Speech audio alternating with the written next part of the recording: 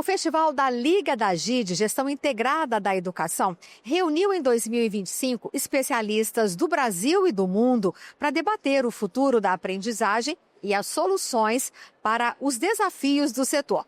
O evento também celebrou trajetórias de sucesso na gestão educacional, como a adotada no Mato Grosso, que avançou 11 posições no IDEB, Índice de Desenvolvimento da Educação Básica. E para contar um pouco mais sobre essa experiência, nós convidamos a secretária adjunta de Gestão Educacional do Mato Grosso, Jéssica Campos, para conversar conosco. Jéssica, seja muito bem-vinda ao nosso podcast. Obrigada pelo convite. É um prazer falar com vocês hoje. O avanço de 11 posições no ranking do IDEB é impressionante. Qual foi a estratégia de gestão mais impactante que a senhora atribui a esse salto significativo de resultados? Não tem uma bala de prata, né? Não é uma ação que resolve toda a situação. A educação é um sistema complexo que precisa de algumas ações. Posso destacar o currículo, um currículo forte, um currículo único para o Estado, com material pedagógico que acompanhe e priorize essa aprendizagem, com uma formação de professores fundamental. A formação de professores é fundamental para o desenvolvimento da aprendizagem. Se eu tenho um professor bem preparado, bem formado, com uma formação em serviço, ou seja, na prática pedagógica dele, a gente tem uma aprendizagem de sucesso. A gente precisa avaliar. Se eu faço essa aprendizagem, eu não avalio periodicamente para saber o que o estudante aprendeu, o que ele não aprendeu, onde a gente quiser recompor essa aprendizagem, ou seja, voltar um pouco e fazer de novo para que o estudante possa ter uma segunda chance de aprendizado, então não resolve. Então a gente tem que fazer uma avaliação periódica, a gente faz algumas todo bimestre com os nossos estudantes e por fim, mas definitivamente não menos importante, a gestão. A gestão precisa ser forte, desde a unidade escolar, passando pelas diretorias regionais até o órgão central de educação. Quando você tem uma gestão com uma organização bem feita, com processos bem estabelecidos, você consegue que essas políticas pedagógicas sejam bem desenvolvidas nas unidades escolares. Em um estado com tanta diversidade como o Mato Grosso, como a gestão assegurou que o avanço do IDEB, o Índice de Desenvolvimento na Educação Básica, fosse também um avanço em equidade, garantindo que as escolas em áreas de maior vulnerabilidade recebessem o apoio de recursos de gestão necessários? A gente tem um estado que ele tem características desafiadoras. A gente fala do terceiro maior estado em dimensão territorial, mas com uma população de um pouco mais de 3.600.000 habitantes, ou seja, está bem distribuído entre o estado. Nós contamos com 70 escolas indígenas, 114 escolas do campo, escolas quilombolas, ou seja, a gente tem uma diversidade grande.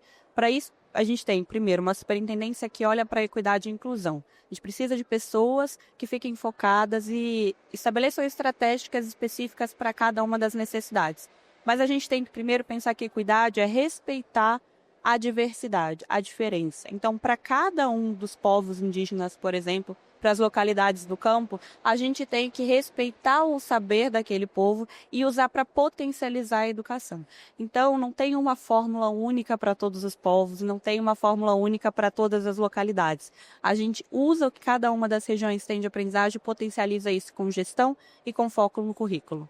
Quais programas de formação e acompanhamento de gestores escolares foram prioritários para garantir que os diretores fossem capazes de traduzir as metas do IDEB em ações concretas nas salas de aula?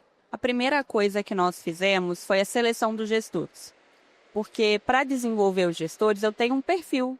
Para ser gestor, como para ser professor, para ser jornalista, há um perfil, tem habilidades e competências necessárias que as pessoas devem ter. Então a gente começou com um processo seletivo para esses gestores, dentre os profissionais da rede, que já conheciam, que já estavam há vários anos ali, mas a gente faz esse seletivo e, a partir do seletivo, um processo de formação, um processo longo de 2 anos, que é uma pós-graduação, uma carga horária de pós-graduação, são 160 horas de formação, mas para que é um acompanhamento contínuo e periódico desses gestores para o desenvolvimento deles. Por exemplo, com mentoria, então um diretor que já tem mais experiência, que tem bons resultados, ele faz mentoria para outro diretor que está começando agora ou que tem resultados pedagógicos não tão interessantes.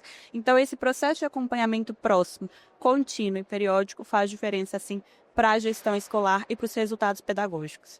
A gente não pode esquecer de uma coisa: diretor não é só síndico. Acontece isso muito, né? O diretor ele vai resolver a parte administrativa. Não, o diretor tem um papel fundamental dimensão pedagógica da escola. Então, está próximo dos professores, do que acontece na sala de aula, das políticas educacionais.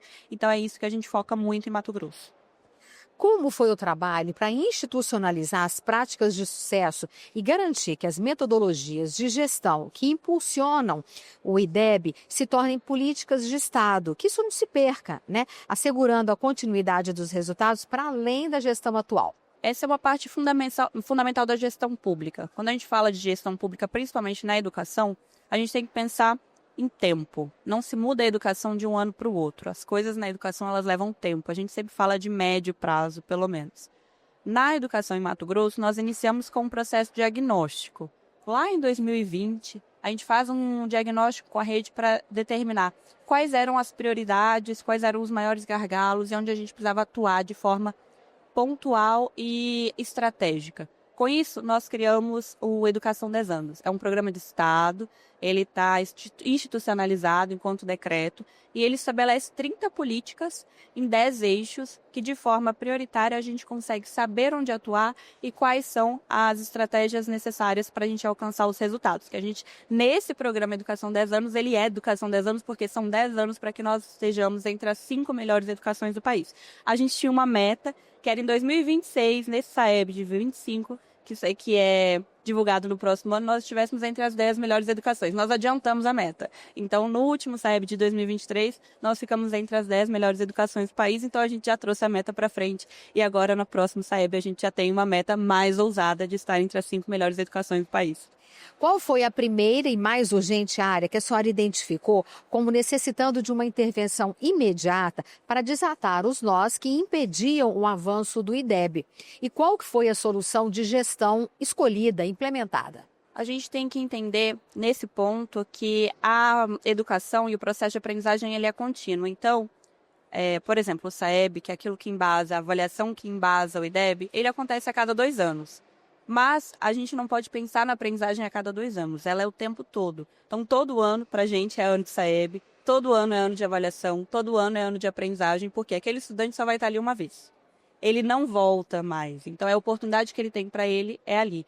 Então, focar em a rede sistematizar e internalizar que a gente está sempre na nossa única oportunidade. Então, aquela é a única oportunidade, porque é a única oportunidade do estudante, e ter um processo forte de avaliação. Então, a avaliação também tem um papel central. Quando eu cheguei na Secretaria Adjunta de Gestão Educacional, peguei a avaliação e entendi que era importante, que ela deveria ter um papel central. Então, criei uma superintendência de avaliação para que esse processo seja acompanhado de forma próxima e contínua. Para a Secretaria de Educação de outros estados que buscam um crescimento acelerado do IDEB, né, o Índice de Desenvolvimento da Educação Básica, qual é a principal lição de gestão ou a chave estratégica que a experiência do Mato Grosso pode oferecer? Planejamento estratégico. Você precisa saber o que fazer, quando fazer, como fazer, quanto custa, porque o orçamento também é limitado. Então, o planejamento estratégico da secretaria é fundamental. E ele não é construído sozinho. Não dá para sentar numa sala e fazer ele de portas fechadas. Ele tem que ser participativo, colaborativo, porque todas as unidades escolares elas têm algo a compartilhar e acrescentar. Então, planejamento estratégico. Tem que saber o que fazer, porque senão a gente faz qualquer coisa. Jéssica, muito obrigada pela sua participação aqui no nosso podcast. Nós conversamos com a secretária adjunta de Gestão Educacional do Mato Grosso, Jéssica Campos. E para você que quer acompanhar outras informações da GID, a Gestão Integrada da Educação, basta acessar o nosso site fdg.org.br.